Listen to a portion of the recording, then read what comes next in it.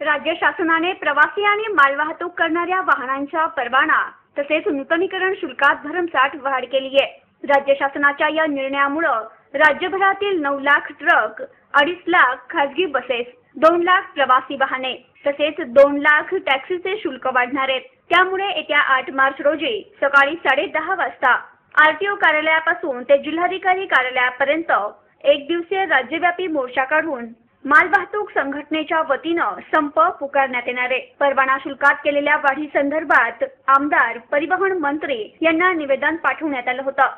मात्र त्यांनी टोलवाटोलवीची उत्तरे देऊन या मागणीकडे दुर्लक्ष केल्यानं हे आंदोलन करण्यात येणार आहे। राज्य शासनाने 15 मार्च पर्यंत या संपाची दखल न घेतल्यास 15 मार्च पासून राज्यव्यापी बेमुदत बंद पुकारण्यात येणार आहे। या बंदात रिक्षा, टॅक्सी, बस आदी सर्व वाहने सहभागी होतील।